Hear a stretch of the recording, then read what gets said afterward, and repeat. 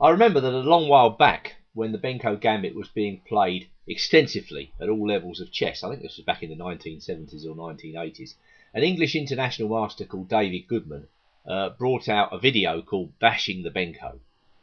And it's true, the Benko Gambit today is under serious pressure, but not perhaps from the variation that Goodman proposed at that time. No, the Benko is under pressure from a far more unusual and unexpected variation, the fianchetto variation. And we're going to take a little look at that today. Welcome along to BCM's Game of the Month for May 2012. And this is a game from the Moscow Aeroflot Open between Anton Korobov and Fabio Caruana. Well, white accepts the Gambit pawn, and now black plays g6. Of course, back in the old days, black almost exclusively played bishop takes a6 in this position. There's some double fianchetto variation where white plays with b3 and g3, which is supposed to render that a little bit dubious. So the idea of g6 is to deny white that possibility, so that white makes it much more difficult for white to just go with a move like b3 and get away with it. So knight c3 was played in this game, and only now did black capture on a6. And we go right down the main line.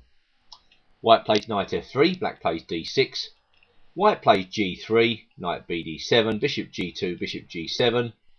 And now the move that's causing all the problems for black, rook to b1. Let's explore this position a little bit further after both sides castle. Well, the Benko Gambit is a very profound opening.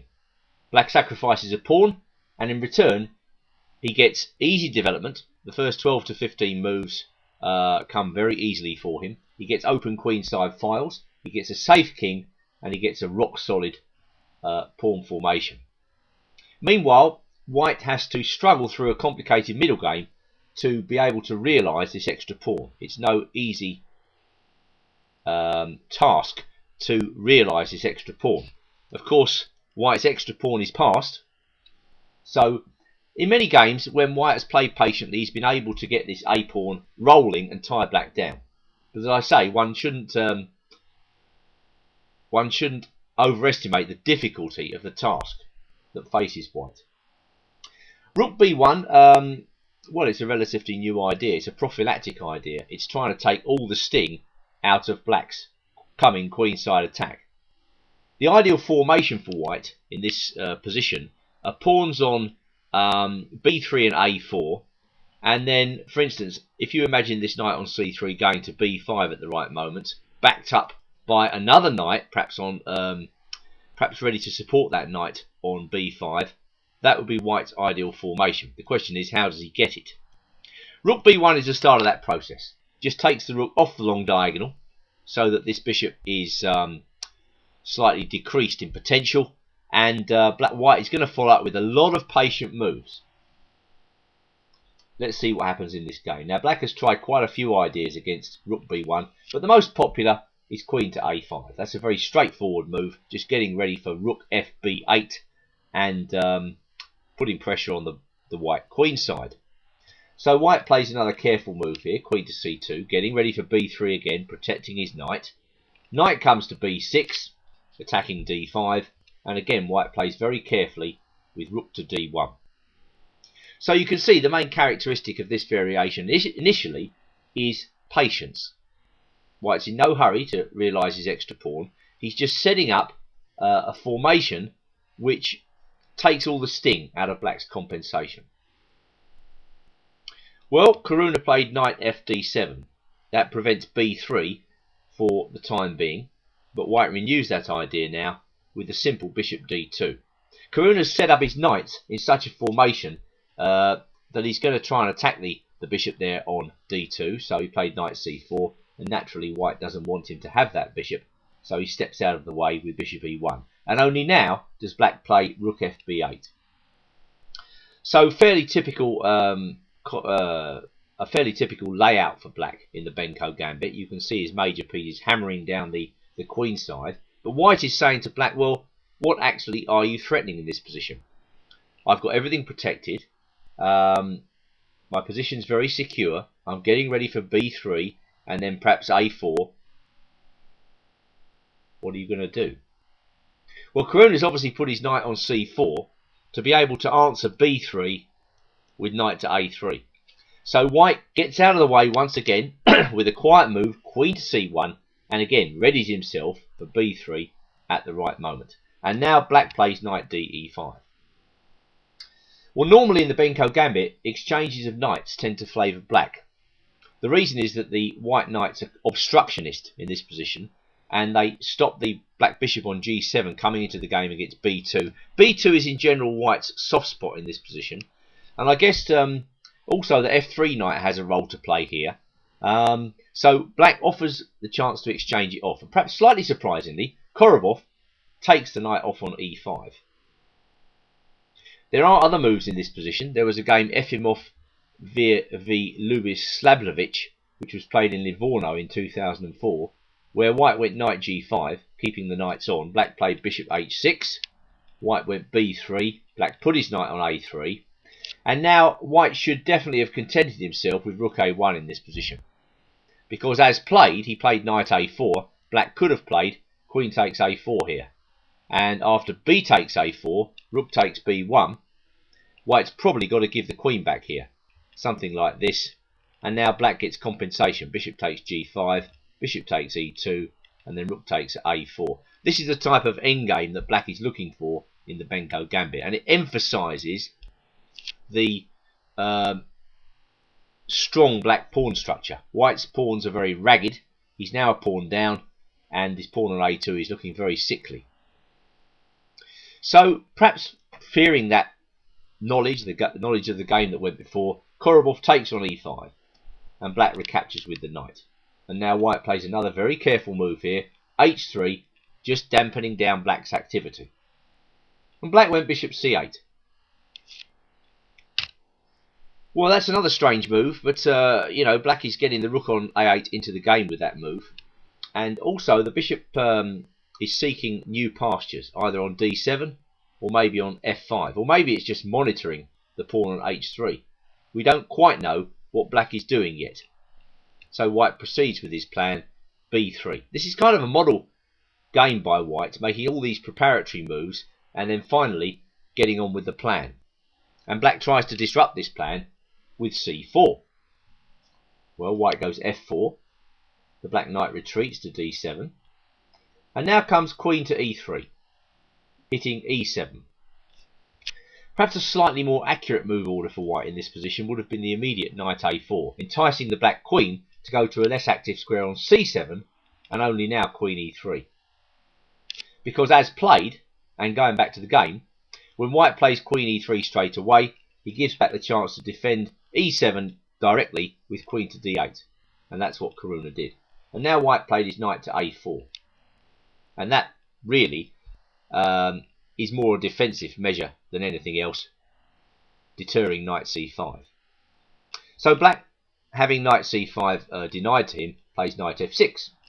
White goes bishop f2, bishop f5, and now rook b c1. And this is the type of position that you get from this line, and which black players have had trouble breaking. White's still a pawn up. Yes, the b3 pawn is weak, but the c6 square is weak. And black isn't really very close just yet to regaining his pawn. Moreover, the minor pieces on the king side, the knight on f6 and the bishop on f5, are in the way of a white kingside pawn advance. And that's exactly what happens. Black plays rook b4, g4, bishop d7. And now I think probably the best move for white in this position, which would have continued to give him the advantage, was knight b6. And if rook b8, just taking off that bishop, I feel that white still has the edge. Instead, and what makes this game very interesting, Korobov goes in for the sharp move, rook to c6. A very interesting exchange sacrifice. Black, first of all, before taking the rook, plays rook a b8. White defends b3. And now black takes. And for the exchange, well, white's got tremendous compensation. He's got two bishops glaring at black's queenside. He's got a monster passed pawn on c6. All the same, you know, black should be able to defend this position. But for the time being, he blocks with queen c7. The queen is not an ideal blockader in a position like this. White went bishop e1, and black played rook 4 to b5, and now white went knight c3, again continuing to hassle the black pieces. And under pressure, possibly on the clock as well, we don't know, black made a mistake. He played his rook to a5. Well, you begin to wonder, if black spends so much time massing his rooks on the b file, why on earth doesn't he take on b3? So rook takes b3 has to be considered. Well, I think after that, white was certainly going to play g5, and when the knight went back, he was going to go knight d5. That was probably the point of white's entire play here. Black trades on d3, white recaptures with the pawn, so as not to lose time, and now we get an interesting position after queen d8, when probably white's best is just to gobble that pawn on e7, king f8, and to bring the knight back. And black, probably, in view of white's threat of queen a7, has to play knight c7. And then we just get an interesting position here after king h2 takes. There's plenty of play left in this position. I mean, of course, white is better, I think, with that very strong passed pawn on c6. It's difficult to see entry squares for the black rook. And white's got the general plan of just perhaps pushing his h-pawn. But there's plenty to play for here. Black is definitely not without chances. So going back to the game, rook a5, well, that walked into g5. And the first point of g5 is that if black plays knight e8 this time, knight d5 comes with renewed strength. Then we go takes on c6, rook e5, opening up fire against the queen. And that is very strong for white. So black, going back to the game, plays knight h5. White moves in with the knight. Black's probably got to take that. Bishop takes d5, e6, bishop f3, rook b5, bishop c3, and now white has quite a big advantage. Now this is the second point in the game where black doesn't take on b3, perhaps slightly surprisingly. Let's see this line. Takes, knight takes g7, queen a6, knight e8, and now I suppose he didn't do this, black, because of queen b7. When we reach a strange endgame where all the black pieces are tied down, he can only move pawns and his king. But can white win this position? I mean, obviously white can make progress here, but can he win it? Maybe black should have gone in for this. Of course, white has a huge advantage, but it's just a question of whether he can win. Well, in the game, e5 was played. That's in the modern style. When you can't see what to do, you go for as active a continuation as you can. Try and get some counterplay from somewhere. Unfortunately, this only loosens black's game. There were a couple of captures. White played queen d2. Black is hampered, of course, by that monster pawn on c6. He can't really do very much. So white just battens down the hatches, and then at the right moment takes on h5. The right moment's coming up. Black played rook e6. Bishop takes h5 just at the right moment, and of course this should be a winning queen ending for white. Of course, in queen endings you never quite know. There are always lots of checks to look out for, but I think this one is fairly straightforward. So we got lots of checks. King came up to f4. I think eventually the white king would like to make its way to the queen side. Queen d5, king c3, and in this position either Caruana resigned or he lost on time. Of course, he's facing the firing squad on the queen side. Those two passed pawns will surely touch down. Let's just take play on a little bit further to see how the job might be done. If queen c5 check, something like this, excuse me, king b3, queen d5, queen c4, something like this. Eventually, the white king is going to make its way up the board. Diagonal checks are the most effective in queen endings, but white is probably not to be denied.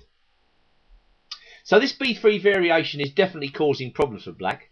And if you look at the stats, white is winning most of the games in 2012. That's not to say black can't come up with some good answers. That's just the way it goes in opening theory.